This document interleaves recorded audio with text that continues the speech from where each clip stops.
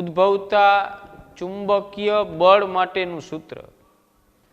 સૌપ્રથમ એમ્પિયર નામના વૈજ્ઞાનિકે આ બળનો અભ્યાસ કર્યો છે કે બે પ્રવાહધારિત તારોને એકબીજાને સમાંતરે રાખેલા હોય તો એક તારના ચુંબકીય ક્ષેત્રમાં બીજો પ્રવાહધારિત તાર આવે છે અને બીજા પ્રવાહધારિત તારના ચુંબકીય ક્ષેત્રમાં પેલો પ્રવાહધારિત તાર છે. એટલે આ બંને તારના જે ચુંબકીય ક્ષેત્રો છે એ પરસ્પર ચુંબકીય બળ લગાડે છે. અને આગળ આપણે ભણ્યા છીએ કે ચુંબકીય ક્ષેત્રમાં કોઈ પ્રવાહધારિત તારને મૂકવામાં આવે, આ બે ધ્રુવો વચ્ચે ઉદ્ભવતું ચુંબકીય ક્ષેત્ર બી વેક્ટર જે એન થી એસ તરફ છે, આની અંદર એક આ તારને રાખેલો હોય છે. આ તારનું જોડાણ બેટરી સાથે કરીએ અને આ તારમાંથી પ્રવાહ પસાર કરવામાં આવે તો આ પ્રવાહધારિત તાર ચુંબકીય ક્ષેત્રમાં રહેલો છે એટલે આ તાર પર ચુંબકીય બળ લાગશે અને એ ચુંબકીય બળનું સૂત્ર F vector is equal to I L vector cross B vector છે. જો તાર સુરેખ ન હોય, વાંકો ચૂકો હોય, તો આપણે એ તારને ડીએલ લંબાઈના સૂક્ષ્મ ખંડોમાં વિભાજિત કરીએ છીએ અને એક ખંડ પર લાગતું બળ ડીએફ મેળવીએ છીએ.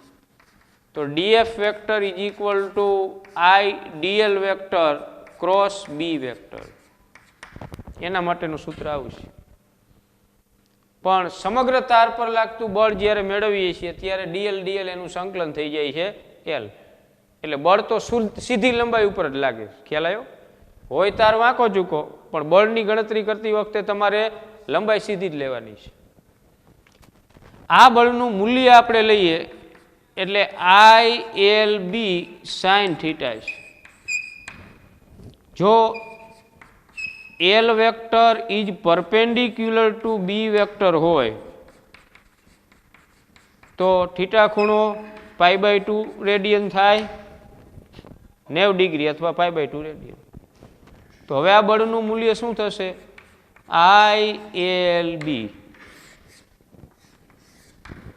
આ સૂત્રનો આપણે આ થિયરીની અંદર ઉપયોગ કરવાનો છે એટલે આ તમને યાદ કરાવ્યું છે કે આઈ જેટલો પ્રવાહ ધરાવતો તાર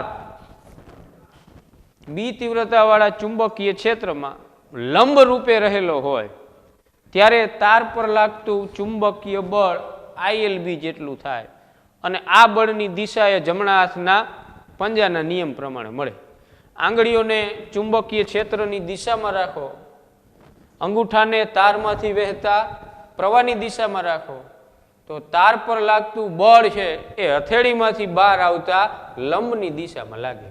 તો અહીંયા જોવો જોઈએ ચુંબકીય ક્ષેત્ર એન થી એસ તરફ છે, મારા આ જમણા હાથની આંગળીઓ ચુંબકીય ક્ષેત્રની દિશામાં અને આ તાર છે એ આમ છે, તો અંગૂઠો તારમાંથી વહેતા પ્રવાહની દિશામાં છે.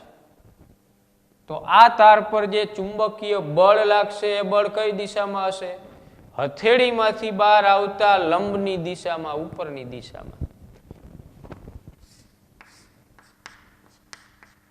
બરોબર? આ આટલું તમને યાદ કરાવી દીધું. એનો ઉપયોગ હવે આપણે આ થિયરીની અંદર કરશું. એમ્પિયર નામના વૈજ્ઞાનિકે સંશોધન કર્યું જ્યારે બે પ્રવાહધારિત તારોને પાસે રાખવામાં આવે ત્યારે એ બંને તારો વચ્ચે આકર્ષી અથવા અપાકર્ષી ચુંબકીય બળ ઉદ્ભવે છે. જો બંને તારોમાંથી વહેતા પ્રવાહો એક જ દિશામાં હોય તો બંને તારો વચ્ચે આકર્ષી ચુંબકીય બળ લાગે છે અને બંને તારોમાંથી વહેતા પ્રવાહો પરસ્પર વિરુદ્ધ દિશામાં હોય એમની વચ્ચે અપાકર્ષી ચુંબકીય બળ લાગે છે. આ બળનું સૂત્ર આપણે મેળવવું છે.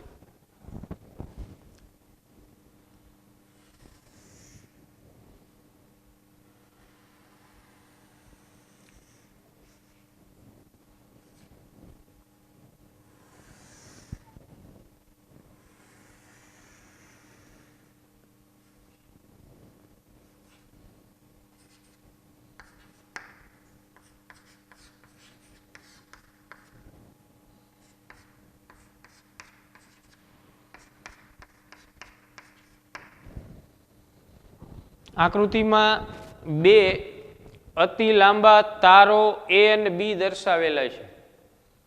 આપણે અનંત લંબાઈનો તાર આકૃતિમાં દર્શાવી શકતા નથી એટલે ખાલી બે ટુકડા દર્શાવ્યા છે. હકીકતમાં અતિ લાંબા તારો છે. એક તારને આપણે એ વડે દર્શાવશું, બીજા તારને બી વડે દર્શાવશું. આ બંને તારો વચ્ચેનું અંતર ડી છે. આ બંને તારોમાંથી વહેતા પ્રવાહો અનુક્રમે આઈ ઓફ એ અને આઈ ઓફ બી છે. તો બે અતિ લાંબા પ્રવાહધારિત તારો છે, એમની વચ્ચેનું અંતર ડી છે. તો આ બંને તારો વચ્ચે ચુંબકીય બળ ઉદ્ભવે છે. આ બંને તારો એકબીજાને આકર્ષે છે.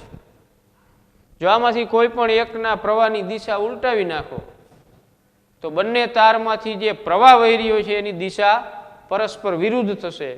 આ વખતે બંને તારો વચ્ચે અપાકર્ષણ ઉદ્ભવે છે. એ બળનું સૂત્ર આપણે મેળવવું છે. તો ધારો કે પ્રથમ તાર એમાં આઈ ઓફ એ જેટલો પ્રવાહ પસાર કરતા ત્યાંથી ડી અંતરે આવેલ એટલે કે તાર બી પાસે ઉદ્ભવતું ચુંબકીય ક્ષેત્ર જો બી ઓફ એ હોય, તાર એને લીધે તાર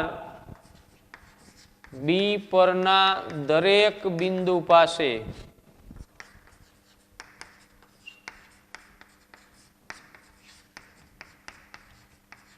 ઉદ્ભવતું ચુંબકીય ક્ષેત્ર. કોનું ચુંબકીય ક્ષેત્ર લઈએ છીએ અને ક્યાં આગળ લઈએ છીએ? તો કે તાર એ નું ચુંબકીય ક્ષેત્ર તાર એ થી ડી જેટલા લંબ અંતરે આવેલા બિંદુએ. તો આ બીજો તાર છે, તાર એ થી કેટલા અંતરે આવેલો છે? ડી જેટલા અંતરે. આ બીજા તારનું પ્રત્યેક બિંદુ છે એ પ્રથમ તારથી કેટલા લંબ અંતરે આવેલું કહેવાય? ડી જેટલા. તો યાદ કરો સૂત્ર, અતિ લાંબા પ્રવાહધારિત તાર વડે તારથી આર જેટલા લંબ અંતરે ચુંબકીય તીવ્રતા μ0I/2πr. બી ઓફ એ બરાબર μ0I/2πd. બે વચ્ચેનું અંતર અહીંયા ડી છે. કેનું ચુંબકીય ક્ષેત્ર લઈએ છીએ? પેલા તારનું. આ તાર નથી એમ માની લ્યો. હાલો, તો આ પેલો તાર છે, એમાંથી આઈ ઓફ એ જેટલો પ્રવાહ વહે છે. અહીંયાથી ડી જેટલા લંબ અંતરે આવેલા કોઈ પણ બિંદુએ, કારણ કે અતિ લાંબો તાર છે એટલે આ અતિ લાંબા તારથી ડી જેટલા લંબ અંતરે આવેલા બિંદુએ ચુંબકીય તીવ્રતા μ0I/2πr પરથી અહીંયા આપણે પ્રવાહ બે છે, તાર એ નો પ્રવાહ તાર બી નો પ્રવાહ, પણ આપણે કોનું ચુંબકીય ક્ષેત્ર મેળવીએ છીએ? તાર એનું. એટલે એને બી ઓફ એ વડે દર્શાવ્યા છે. એટલે તાર એનો પ્રવાહ. હવે આ જે તારનું ચુંબકીય ક્ષેત્ર બી તાર પાસે છે એ કઈ દિશામાં હશે? તો એના માટે જમણા હાથના અંગૂઠાનો નિયમ. તારમાંથી જે દિશામાં પ્રવાહ વહે છે એ દિશામાં તમે અંગૂઠો રાખો તો આંગળીઓ જેમ વીંટળાય એ રીતે આ તારની ચુંબકીય ક્ષેત્ર રેખાઓ વીંટળાયેલી હશે આમ.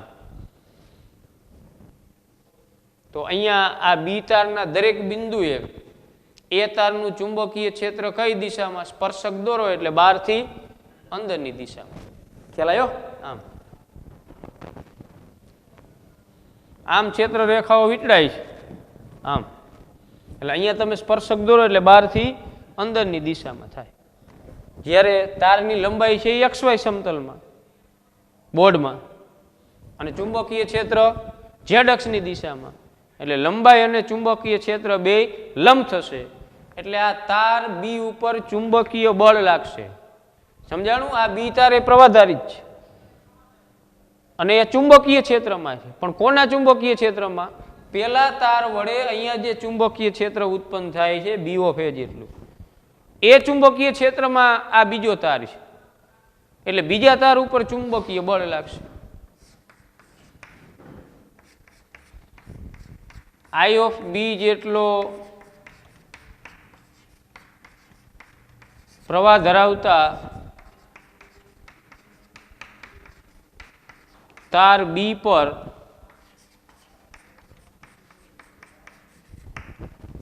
તાર બી ની એલ લંબાઈ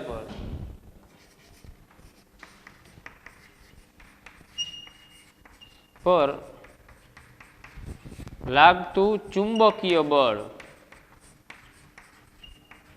બરોબર, આખા તાર ઉપર લાગતું બળ નહીં, પેલા આપણે એલ લંબાઈ ઉપર લાગતું, અનંત લંબાઈનો છે તાર, એમાં આપણે એલ લંબાઈ લઈ, એલ લંબાઈના તાર ઉપર લાગતું બળ. કયા તાર ઉપર બળ લાગે છે?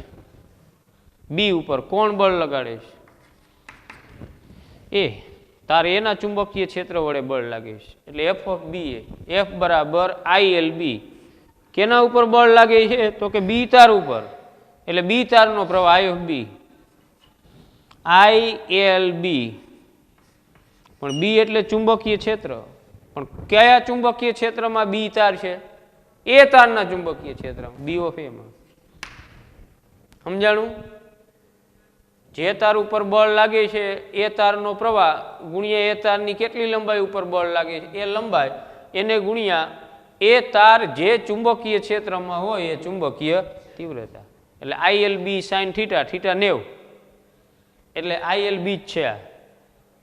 ખ્યાલ આવ્યો? બંને લંબ છે, લંબાઈ અને ચુંબકીય ક્ષેત્ર બંને. નંબર 2, આમાં કિંમત મૂકી દો. એફ ઓફ બી એ બરાબર I of B into L into B of A, એટલે mu 0 I of A upon 2 pi D, એટલે mu 0 I of A into I of B into L upon 2 pi D, D કે આર જે ટેક્સમાં આપ્યું એ પ્રમાણે, F of B A બરોબર mu 0 I of A into I of B into L upon 2 pi D. આવી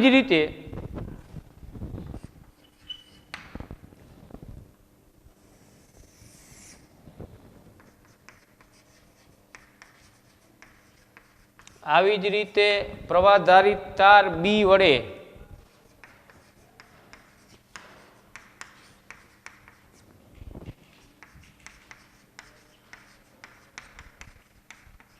પ્રવાહધારિત તાર એ પર લાગતું બળ વડે પ્રવાહધારિત તાર એ પર લાગતું બળ. આ વખતે કયા તાર ઉપર બળ લાગે છે? તો એ ઉપર. કોણ બળ લગાડે છે? તાર બી.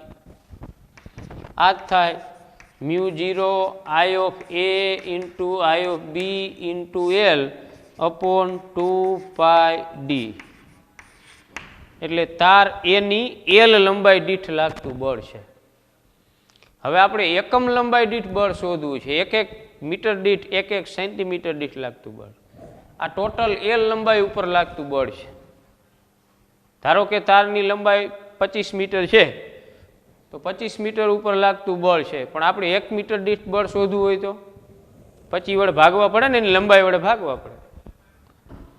તો F of A B upon L, એટલે small F of A B. Small F આવે એટલે એકમ લંબાઈ દીઠ લાગતું બળ. સમગ્ર તાર પર લાગતા બળને તમે લંબાઈ વડે ભાગી નાખો એટલે એકમ લંબાઈ દીઠ લાગતું બળ મળે, જેનું સૂત્ર mu 0 I of A into I of B upon 2 pi D. ખ્યાલ આવ્યો? કેપિટલ એફ ને એલ વડે ભાગી નાખ્યા એટલે સ્મોલ એફ થઈ ગયા છે. દર વખતે આઈ ઓફ એ ને આઈ ઓફ બી નો 1 નંબર 2 નંબર આપેલા હોય. એક તારને 1 નંબર આપ્યો, બીજા તારને 2 નંબર આપ્યા છે. 1 નંબરના તારમાંથી વહેતો પ્રવાહ I1, 2 નંબરના તારમાંથી વહેતો પ્રવાહ I2. તો એ વખતે તમારે આમ લેવું પડે, એફ ઓફ 1 2 અપોન એલ, એટલે small F of 1 2 is equal two mu 0 I1 I2 upon 2 pi D. એટલે આ સૂત્ર મગજમાં રાખજો. બે પ્રવાહધારિત તારો વચ્ચે ઉદ્ભવતા ચુંબકીય બળનું mu 0 I1 I2 into L upon 2 pi D. એકમ લંબાઈ દીઠ બળ કીએ, એનો એકમ ન્યૂટન પર મીટર. ખાલી બળ હોય ટોટલ બળ તો ન્યૂટન. એટલે આ એમ્પિયરનો પ્રયોગ છે. એમ્પિયરે આ સૌપ્રથમ અવલોકન કરેલું છે. તો આના ઉપરથી એમ્પિયરે એવું તારણ કાઢ્યું કે બે સમાંતર તારોમાંથી એક જ દિશામાં પ્રવાહો વહેતા હોય ત્યારે એમની વચ્ચે લાગતું બળ આકર્ષી પ્રકારનું છે. શા માટે આકર્ષી પ્રકારનું? જુઓ,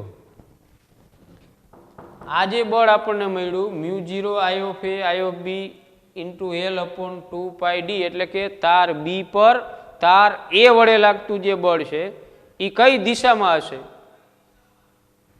જોવો જોઈએ. તો અહીંયા ચુંબકીય ક્ષેત્ર કઈ દિશામાં? બોર્ડને લંબ બહારથી અંદર, ઓલા સ્પર્શકની દિશામાં. અંગૂઠો તારમાંથી વહેતા પ્રવાહની દિશામાં. તો આ તાર પર લાગતું ચુંબકીય બળ કઈ દિશામાં આવે? હથેળીમાંથી બહાર આવતા લંબની દિશામાં. આમ એનો મતલબ શું થયો? તાર એ તાર બી ને પોતાની તરફ ખેંચે છે. આવી જ રીતે તાર બી વડે તાર એ ઉપર લાગતું બળ આ દિશામાં. એટલે બંને તારો વચ્ચે આકર્ષી બળ ઉત્પન્ન થાય છે. આમાંથી કોઈ પણ એકની પ્રવાહની દિશા બદલાવો એટલે બળની દિશા બદલાઈ જાય. તો સમાંતર પ્રવાહો છે એ આકર્ષી પ્રકારના છે અને પ્રતિ સમાંતર પ્રવાહો છે એ અપાકર્ષી પ્રકારના છે. ચુંબકીય બળ આની અંદર આપણે બે કિસ્સાઓ જોવાના છે કે ગૂંચળાનું સમતલ જ્યારે ચુંબકીય ક્ષેત્રને સમાંતર હોય અને ગૂંચળાનું સમતલ ચુંબકીય ક્ષેત્ર સાથે કોઈ ચોક્કસ ખૂણો બનાવતું હોય એ વખતે ગૂંચળા પર લાગતા ટોર્કનું સૂત્ર આપણે મેળવવું છે. તો પહેલો કિસ્સો,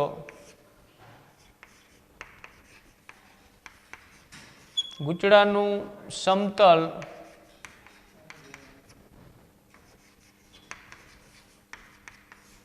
ચુંબકીય ક્ષેત્રને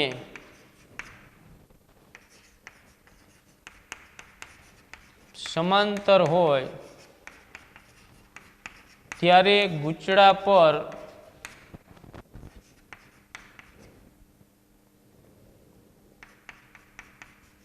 લાગતું ટોર્ક, બરાબર, ગૂંચળા પર લાગતું ચુંબકીય બળ, પણ આ ચુંબકીય બળ છે એ ટોર્ક ઉત્પન્ન કરે છે. એટલે ટોર્ક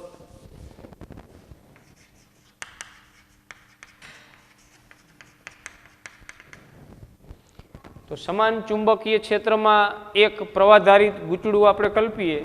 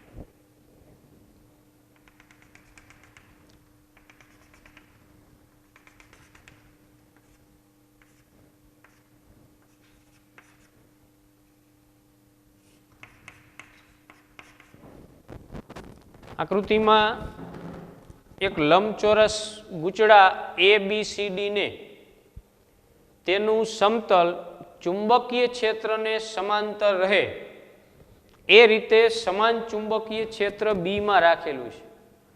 આ ચુંબકીય N ધ્રુવ છે, આ બાજુ ચુંબકીય S ધ્રુવ છે.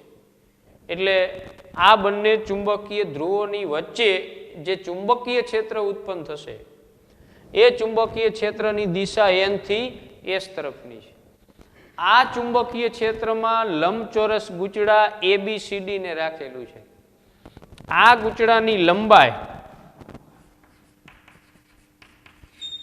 B અને પહોળાઈ A છે. બરોબર, લંબાઈ B ને પહોળાઈ A છે. અને આ ગૂંચળાનું ક્ષેત્રફળ A એટલે લંબાઈ ગુણ્યા પહોળાઈ. પણ એ ક્ષેત્રફળનો ક્ષેત્રફળ સદિશ જે ગૂંચળાના સમતલને લંબ રૂપે છે. તો અત્યારે ગૂંચળું આમ છે, એનું સમતલ ચુંબકીય ક્ષેત્રને સમાંતર છે, તો એનો ક્ષેત્રફળ સદિશ કઈ દિશામાં હોય? આ ગૂંચળાનું સમતલ હથેળીએ, તો ક્ષેત્રફળ સદિશ ગૂંચળાના સમતલને લંબ, એટલે અહીંયા બોર્ડને લંબ બહારથી અંદરની દિશામાં છે, ચુંબકીય ક્ષેત્ર આ દિશામાં છે. એટલે ચુંબકીય ક્ષેત્ર અને આ ગૂંચળાનો ક્ષેત્રફળ સદિશ આ બંને વચ્ચેનો ખૂણો કેટલો થાય? 90. ચુંબકીય ક્ષેત્રને ગૂંચળાનું સમતલ સમાંતર હોય એટલે ક્ષેત્રફળ સદિશ ગૂંચળાને લંબ, એટલે A વેક્ટર બોર્ડને લંબ બહારથી અંદરની દિશામાં અને B વેક્ટર છે એનથી S તરફ. એટલે અહીંયા પ્રારંભિક સ્થિતિમાં ગૂંચળું ચુંબકીય ક્ષેત્રને સમાંતર છે. સમાંતર એટલે બે વચ્ચેનો ખૂણો 0 એમ નહીં, આપણે ક્ષેત્રફળ સદિશ અને B વેક્ટર વચ્ચેનો ખૂણો લેવાનો છે. તો ગૂંચળું ચુંબકીય ક્ષેત્રને સમાંતર હોય પણ ક્ષેત્રફળ સદિશ તો ગૂંચળાને લંબ હોય, એટલે A વેક્ટર અને B વેક્ટર વચ્ચેનો ખૂણો અહીંયા 90 ડિગ્રી થશે. જેમ ગૂંચળું પરિભ્રમણ કરશે એમ A વેક્ટર અને B વેક્ટર વચ્ચેનો ખૂણો બદલાશે. આમ હોય A વેક્ટર ગૂંચળાને લંબ, તો ગૂંચળું પરિભ્રમણ કરે એટલે A વેક્ટર અને B વેક્ટર વચ્ચેનો ખૂણો બદલાય. B વેક્ટર ફિક્સ છે પણ A વેક્ટર છે એ બદલાય ને ગૂંચળું પરિભ્રમણ કરે એટલે. તો અહીંયા ગૂંચળાની જે 4 બાજુઓ છે AB, BC, CD અને D એક AD, આ 4 બાજુ એટલે પ્રવાહધારિત તાર કહેવાય. પ્રવાહધારિત તાર સમાન ચુંબકીય ક્ષેત્રમાં હોય ત્યારે તાર ઉપર ચુંબકીય બળ લાગે. એ બળનું મૂલ્ય F બરાબર ILB, જો L ને B બે લંબ હોય તો. તો અહીંયા આ તારની જે 2 બાજુઓ છે BC અને AD, એ તો ચુંબકીય ક્ષેત્રની દિશામાં છે ને એની લંબાઈ. તો તમે આ સૂત્ર વાપરો, F બરાબર ILB sin θ, L એટલે લંબાઈ, તો આ BC તારની લંબાઈ એટલે સ્મોલ a છે આપણે. તો એ કઈ દિશામાં છે? ચુંબકીય ક્ષેત્રની દિશામાં. તો અહીંયા તારની લંબાઈ અને ચુંબકીય ક્ષેત્ર બે એક જ દિશામાં છે, એટલે θ બરાબર 0 ડિગ્રી, એટલે F બરાબર 0. ચુંબકીય ક્ષેત્રની દિશામાં કોઈ તાર રહેલો હોય અને એમાંથી પ્રવાહ વહેતો હોય તો એ તાર ઉપર ક્યારેય ચુંબકીય બળ લાગે નહીં. તો આ ગૂંચળાની 2 બાજુ BC અને AD જોવો જોઈએ, ચુંબકીય ક્ષેત્રને સમાંતર ચુંબકીય ક્ષેત્રની દિશામાં છે, માટે આ બંને બાજુ પર ચુંબકીય બળ લાગશે નહીં. ચુંબકીય બળ ફક્ત AB અને CD બાજુઓ પર જ લાગશે. તો આ બંને બાજુ ઉપર લાગતું બળ આપણે મેળવીએ.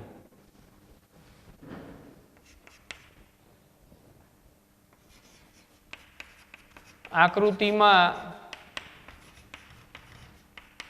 સમાન ચુંબકીય ક્ષેત્ર B માં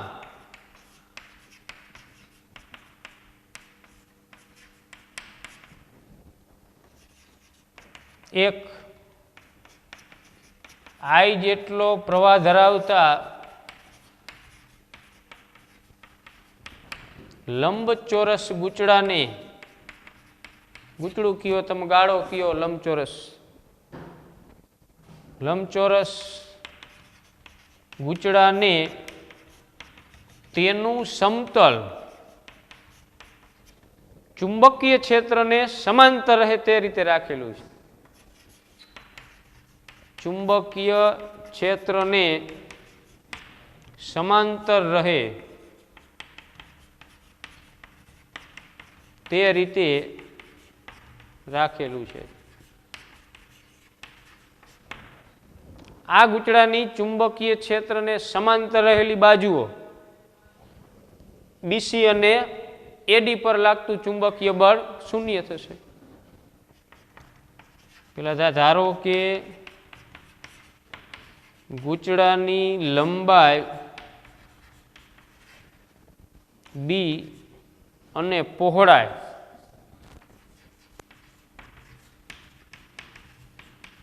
એ છે, બરોબર.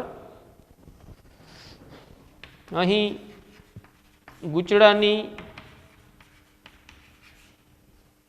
ચુંબકીય ક્ષેત્રને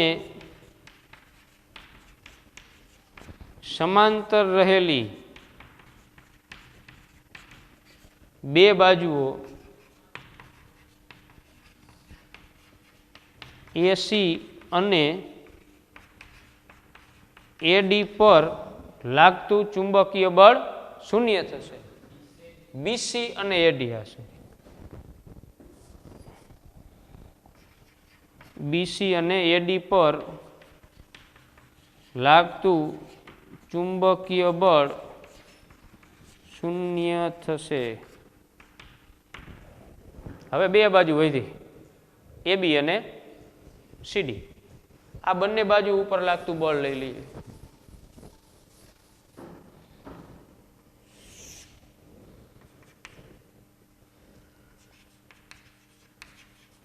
એબી બાજુ પર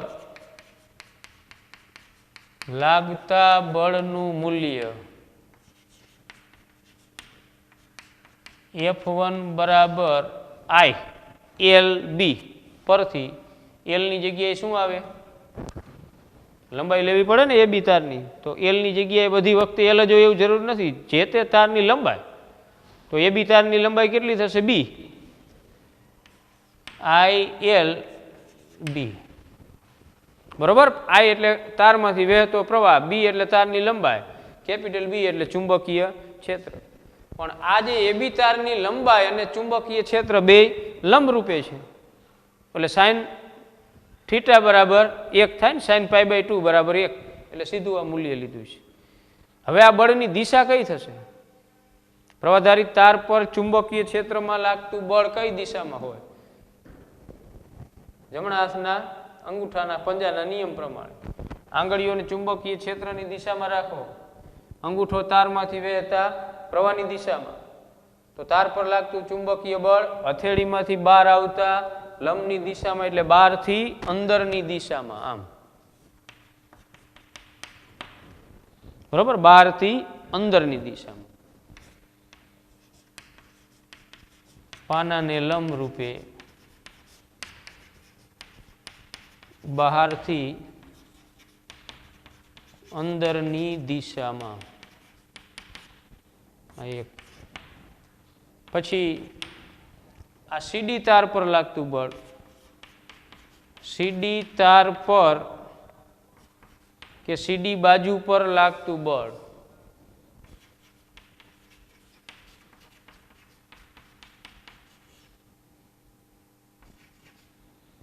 બાજુ પર લાગતા બળનું મૂલ્ય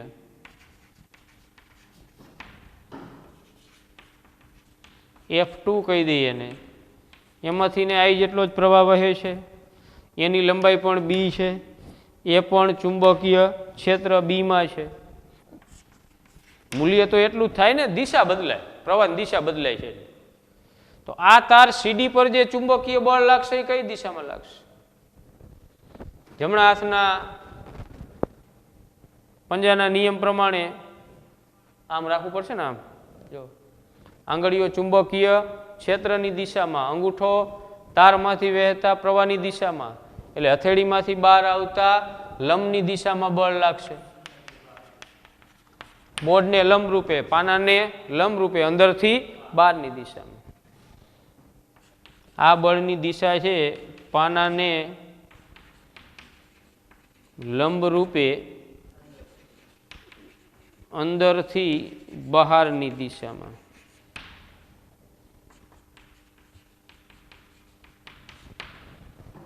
તો બંને બાજુ પર લાગતા જે બળો છે, હવે આ જે રચના છે એને તમે આ એડી બાજુને લંબ રૂપે દ્રષ્ટિ રાખીને જુઓ.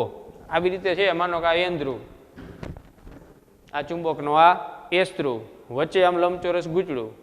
તો આ જે એડી બાજુ છે એને લંબ રૂપે તમે દ્રષ્ટિ રાખીને જોવો છો તો તમને જે ભાગ દેખાય છે એ આપણે અહીંયા જોઈએ. આ એ, આ ડી,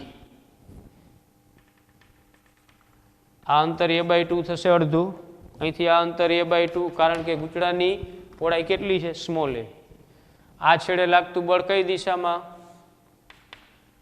બહારથી અંદરની દિશામાં. આ છેડે લાગતું બળ અંદરથી બહારની દિશામાં. લંબ રૂપે લાગે ને?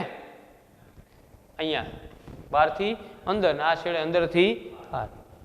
તો આ ગૂંચળા ઉપર જે બળ લાગે છે એડી, એબી અને સીડી બાજુ પર, આ બંને બળો F1 અને F2 સમાન મૂલ્યના પરંતુ પરસ્પર વિરુદ્ધ દિશાના છે. એક લંબરૂપે અંદરની તરફ, એક લંબરૂપે અંદરથી બહારની તરફ. તો સમાન મૂલ્યના પરસ્પર વિરુદ્ધ દિશાના પણ એક રેખસ્થ ન હોય એવા બે બળો લાગે છે. એટલે આ બંને બળો છે બળ યુગ્મની રચના કરે છે, પરિણામે ગૂંચળા પર ટોર્ક લાગે છે. ખ્યાલ આવ્યો? આમ ગૂંચળું જે છે આ છેડે આમ બળ લાગે અંદરની તરફ, આ છેડે અંદરથી બહાર, પરિણામે શું થાય? ગૂંચળું ચાક ગતિ કરે છે, અક્ષને અનુલક્ષીને ગોળ ગોળ ફરશે. તો આ વખતે ગૂંચળા પર લાગતું ટોર્ક એટલે બળ યુગ્મની ચાક માત્રા અથવા બે ટોર્કનો સરવાળો. આ છેડે આ બાજુ ઉપર જે ટોર્ક લાગે અને આ બાજુ ઉપર જે ટોર્ક લાગે, આ બંને ટોર્ક છે એ ગૂંચળાનું ભ્રમણ તો એક જ દિશામાં કરશે ને આમ. તો આ બંને ટોર્કનો સરવાળો, બેના મૂલ્યનો સરવાળો, કારણ કે બે ટોર્ક એક જ દિશામાં છે. તો આ બાજુ ઉપર લાગતા ટોર્કનું મૂલ્ય એટલે એ બાજુ ઉપર લાગતા બળનું મૂલ્ય અને એ બળથી સંદર્ભ બિંદુનું લંબ અંતર, અક્ષનું લંબ અંતર એટલે a/2. આ છેડે લાગતા ટોર્કનું મૂલ્ય એટલે એ છેડે લાગતા બળનું મૂલ્ય ગુણ્યા અક્ષથી એ છેડાનું લંબ અંતર, આ બાજુનું લંબ અંતર અક્ષથી કેટલું થાય? a/2. પણ F1 બરાબર F2 છે તો F1 ની જગ્યાએ તમે ILB મૂકી શકો, a/2. અહીંયા પણ ILB a/2 એટલે શું થઈ જશે? અડધા અડધા એટલે આખા ILB a. એટલે ટોર્ક ટાઉ બરાબર IL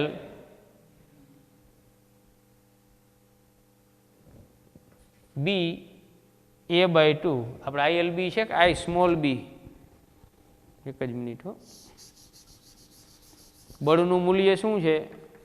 I small b into capital B છે ને. L ની જગ્યાએ આપણે લંબાઈ b લીધી છે તો અહીંયા L ની જગ્યાએ શું આવશે? બળ F2 નું મૂલ્ય શું છે? I small b into capital B a/2. આ બેનો સરવાળો કરો એટલે શું થશે?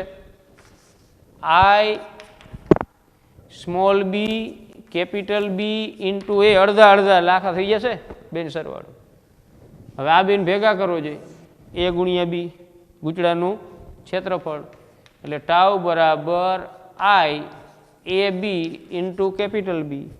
a ઇન્ટુ b એટલે ગૂંચળાની લંબાઈ ગુણ્યા પહોળાઈ એટલે લંબચોરસનું ક્ષેત્રફળ.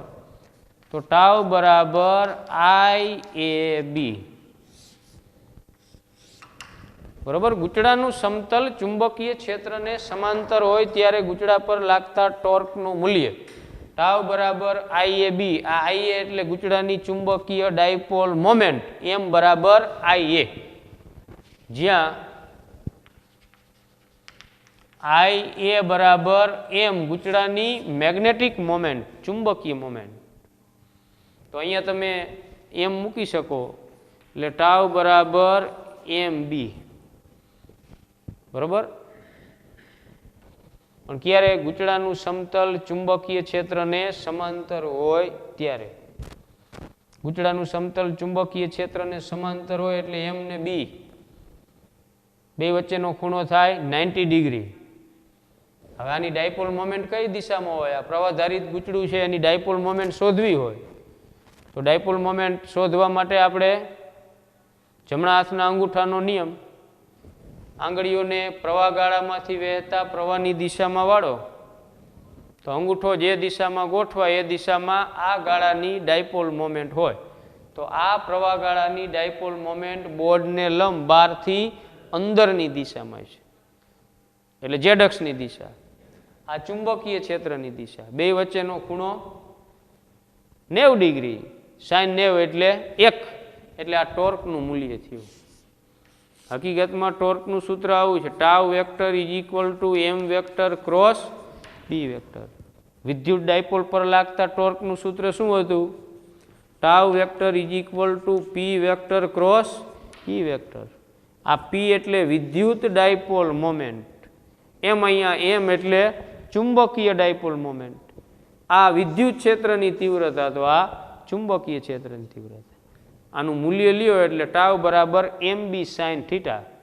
પણ એમ વેક્ટર અને બી વેક્ટર આ કિસ્સામાં બે લંબ છે, એટલે સાઇન 90 એટલે 1, એટલે સીધું તમને મૂલ્ય મળી જાય. ટાઉ બરાબર એમ ઇન્ટુ બી. એમ એટલે ગૂંચળાની ડાયપોલ મોમેન્ટ આઈ એ. ખ્યાલ આવ્યો? એ એટલે ગૂંચળાનું ક્ષેત્રફળ. હવે આવા એન ગાળાઓ હોય તો બધા ગાળામાંથી એક સરખો પ્રવાહ એક જ દિશામાં વહેતો હોય તો એની ટોટલ ડાયપોલ મોમેન્ટ એટલે પ્રત્યેક ગાળાઓની ડાયપોલ મોમેન્ટનો સદિશ સરવાળો. તો એ વખતે જે ડાયપોલ મોમેન્ટ મળે છે એનું મૂલ્ય એન ગણું થઈ જાય. M is equal to N I A. ખ્યાલ આવ્યો? એન આટાવાળું ગૂંચળું હોય ત્યારે. એટલે જોઈ લેજો.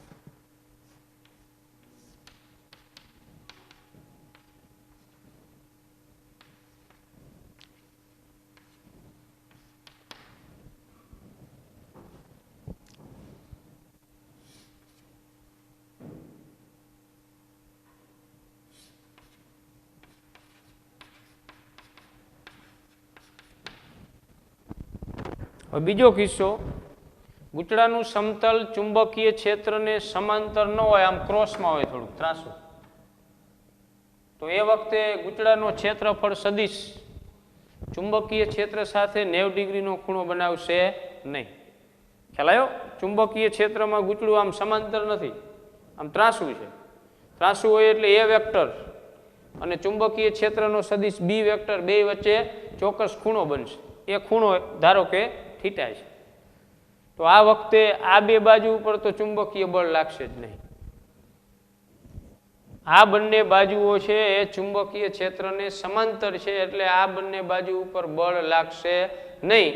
અને એ બળ લાગશે તોય બે બળનો સરવાળો છે એ શૂન્ય થશે. રહી વાત આ બે બાજુઓની, તો આ બંને બાજુ ઉપર લાગતા જે બળના મૂલ્યો છે, આ બે બાજુ ઉપર બળ લાગે પણ એક આ દિશામાં આમ અને એક આના ઉપર આમ આમ, સમાન મૂલ્યના પરસ્પર વિરુદ્ધ દિશાના અને એક રેખસ, એટલે ગૂંચળાનું આમ સ્થાનાંતર થાય નહીં, પરિણામી બળ શૂન્ય થાય. હવે આ જે બે બાજુ છે ગૂંચળાની એ બી અને સીડી, એ બાજુ પર લાગતા બળના મૂલ્યો જે છે એ આ મળશે. આપણે આગળ લીધા તો એ જ એ બી બાજુ પર લાગતા બળનું મૂલ્ય F1 બરાબર આઈ બી ઇન્ટુ બી. પછી સીડી બાજુ પર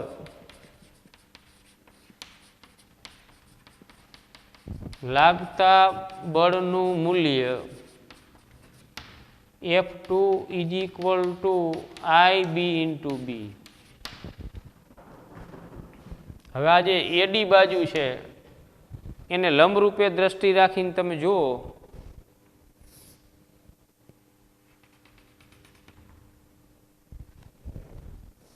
બરોબર, આ એ બિંદુ, આ ડી, આખું અંતર એટલે સ્મોલ એ, અહીંથી આ અંતર a/2 થશે, આ અડધું અંતર a/2, અહીંયા જે બળ લાગે છે આ દિશામાં છે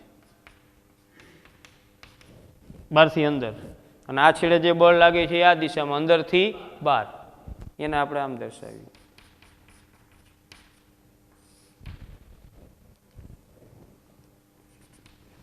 અને આમ લંબાવીએ એટલે આ બળની કાર્યરેખા થાય ને, આ બળની કાર્યરેખા આ થશે. આ બે વચ્ચેનું લંબ અંતર આપણે શોધવું છે. એ લંબ અંતર એટલે આ અંતર બે બળો વચ્ચેનું લંબ અંતર કહેવાય નહીં, આ લંબ અંતર છે.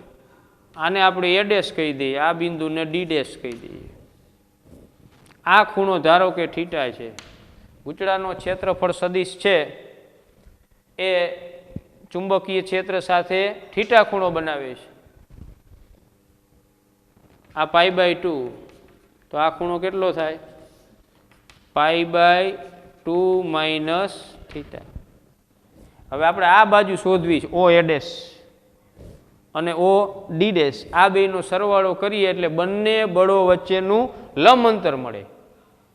અને ઓમાં શું હતું? આગળના કિસ્સામાં સીધા બે બળો આમ જ લાગતા હતા, એટલે બે બળો વચ્ચેનું લંબ અંતર એટલે જ ગૂંચળાની પહોળાઈ. પણ આમાં ગૂંચળું ચુંબકીય ક્ષેત્રને સમાંતર નથી, ક્રોસમાં છે, આમ છે. એટલે a વેક્ટર અને b વેક્ટર વચ્ચે ચોક્કસ ખૂણો બને છે, એટલે જે બે બળો વચ્ચેનું લંબ અંતર છે એ લંબ અંતર ડાયરેક્ટ એની પહોળાઈ જેટલું થશે નહીં, આપણે મેળવવું પડશે. તો કાટકોણ ત્રિકોણ o a ડેશ a, આમાં તમે આ ખૂણાની સાઇન લો, સાઇન થીટા બરાબર સામેની બાજુ છેદમાં કર્ણ, આ ખૂણાની સામેની બાજુ છેદમાં કર્ણ, તો સાઇન થીટા બરાબર સામેની બાજુ એટલે o a ડેશ છેદમાં કર્ણ એટલે o a. તો આપણે o a ડેશ શોધવા છે, o a ડેશ બરાબર o a સાઇન થીટા, તો o a ડેશ બરાબર o a એટલે a/2 થાય, a/2 સાઇન થીટા. તો આવી જ રીતે o d ડેશ બરાબર એ a/2 sine theta, a/2 sine theta, a/2 sine theta. તો હવે આ છેડે લાગતું જે બળ F1 છે એના લીધે લાગતું ટોર્ક τ1, F1 ને કારણે લાગતા ટોર્કનું મૂલ્ય τ1 બરાબર, ટોર્કનું મૂલ્ય એટલે બળનું મૂલ્ય ગુણ્યા બળની કાર્યરેખાથી સંદર્ભ બિંદુનું લંબ અંતર. તો બળનું મૂલ્ય F1 બળની કાર્યરેખાથી સંદર્ભ બિંદુ, આ સંદર્ભ બિંદુ છે, અક્ષ આમ ફરે છે ને ગૂંચળું અક્ષ ને અક્ષ. તો બળની કાર્યરેખા એટલે આ અહીંયાથી સંદર્ભ બિંદુ સુધીનું લંબ અંતર એટલે a ડેશ o કે o a ડેશ. તો F1 એટલે I small b into capital B, o a dash a/2 sine theta. પછી F2 ને કારણે લાગતા ટોર્કનું મૂલ્ય τ2 ઇઝ ઇક્વલ ટુ F2 બળનું મૂલ્ય ગુણ્યા બળની કાર્યરેખાથી સંદર્ભ બિંદુ સુધીનું લંબ અંતર o d ડેશ, એટલે I small b into capital B into a/2 sine theta. આ બંને ટોર્ક એક જ દિશામાં લાગે છે, ગૂંચળાનું ભ્રમણ એક જ દિશામાં કરાવે છે, એટલે પરિણામી ટોર્કનું જે મૂલ્ય છે એ બંને ટોર્કના મૂલ્યના સરવાળા જેટલું થાય. શું થશે? I small b capital B a/2 sine theta plus I small b capital B a/2 sine theta. શું થશે? I small b capital B a sine theta બેન સરવાળો.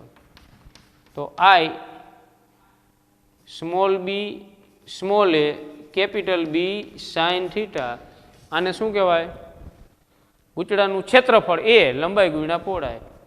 એટલે આઈ એ બી સાઇન થીટા, જ્યાં આઈ એ એટલે ગૂંચળાની ચુંબકીય ડાયપોલ મોમેન્ટ એમ, એટલે I into M, sorry I એ એટલે ડાયપોલ મોમેન્ટ, એટલે M into B into sine theta. હવે આને સદિશ સ્વરૂપે રાખો તો tau vector is equal to M vector cross B vector. Ready? આ ચુંબકીય ડાયપોલ પર લાગતા ટોર્કનું સૂત્ર છે. Tau vector is equal to M vector cross B vector. M એટલે ગૂંચળાની ચુંબકીય ડાયપોલ મોમેન્ટ. ગૂંચળાની ચુંબકીય ડાયપોલ મોમેન્ટ એટલે ગૂંચળામાંથી વહેતો પ્રવાહ ગુણ્યા આડછેદનું ક્ષેત્રફળ. વર્તુળાકાર ગૂંચળું હોય તો એ બરાબર પાય આર સ્ક્વેર થાય. જેટલા આંટા વધારો તમે એટલી ડાયપોલ મોમેન્ટ વધશે. ચાલો અહીંયા આપણે પૂરું કરીએ છીએ.